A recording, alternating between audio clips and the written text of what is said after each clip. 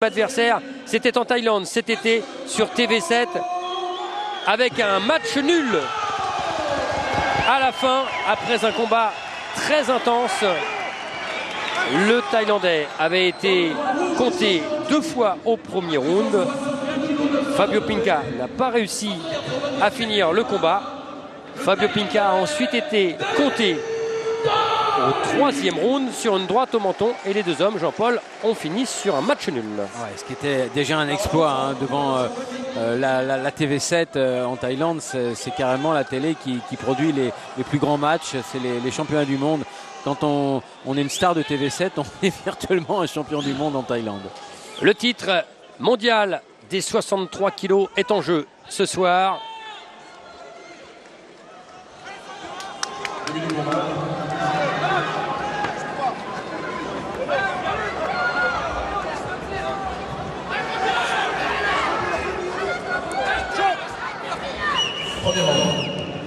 Allez, la première reprise. Championnat du monde WBC. Dantai Singh Montak. Et s'il avait la bonne idée d'imiter son copain Yohan Lidong, le copain du team Nasser Kassem de Saint-Fons, oui. Un team absolument extraordinaire et qui est à l'image finalement de son entraîneur, Kassem Nasser Kassem, qui est un homme qui a su faire créer un ferment entre tous ces jeunes boxeurs. Et c'est une famille, c'est un vrai team dans tous les sens du terme. Le club de Saint-Fons se crée il y a 15 ans. Allez, Fabio. Explosif. Il est explosé d'ailleurs sur Canal Plus Sport, sur notre antenne. Voici quelques années dans les grands shows de Samy Kepchi. Et c'est ici, du côté de Lyon, qu'il s'épanouit. Et quand on parle de Samy Kepchi, eh bien on pense notamment à la prochaine grande réunion qui doit se dérouler du côté de Malabo en Guinée. Ce sera le 19 décembre, avec là encore une pluie de stars et de grands shows. Et du côté de Malabo, et puis on aime ça. Alors que Dantai tient le centre du ring et cherche à cadrer. Avec la tentative de coup de coude, c'est d'aile gauche du côté de Fabio Pinca.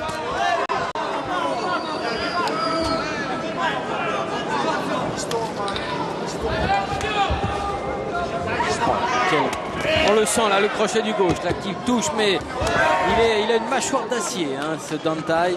Il faut se méfier. Oh là, c'est bien le percut. Il faut que Fabio continue comme ça. Il l'a déjà mis 2 fois au sol en Thaïlande. Il peut le refaire, il peut le mettre au sol pour le compte aussi. Et on l'a vu, il a touché en bas.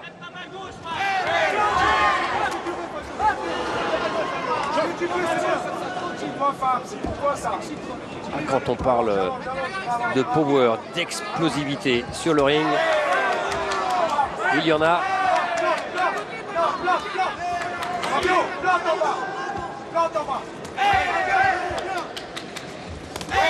Oh, attention à la longue droite. Oh là, quelle est longue, oui. Elle part de loin. Et là, elle a été bien esquivée. Le coup d'œil du Lyonnais.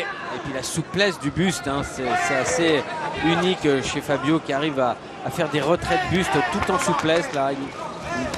Oh, attention, encore le crochet. Il l'a accompagné, Fabio, c'était bien fait. Faut qu'il monte les points. Allez, on finit sur un coup de coude. Oh là là, le coup de coude qui, a priori, a fait très mal au Thaïlandais. Il a cru qu'il était ouvert. Non, il surveille son gant pour voir s'il y a du sang, mais il n'y en a pas. Et on se demande s'il n'y a pas un œuf de pigeon qui va se faire jour. On va y aller dans son coin. On regarde avec Natacha Fitoussi qui réalise. Voilà, le coup de coude, pratiquement sur le coup de gong. Ah oui, sur le coup de gong. Sur le coup de gong.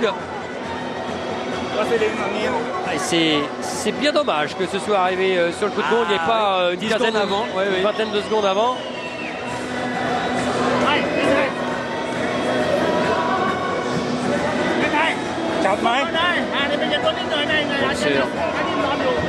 Une nouvelle fois très expérimenté que ce Thaïlandais. Et on voit de l'autre côté, du côté du clan de Fabio Pinca, Nasser Kassem.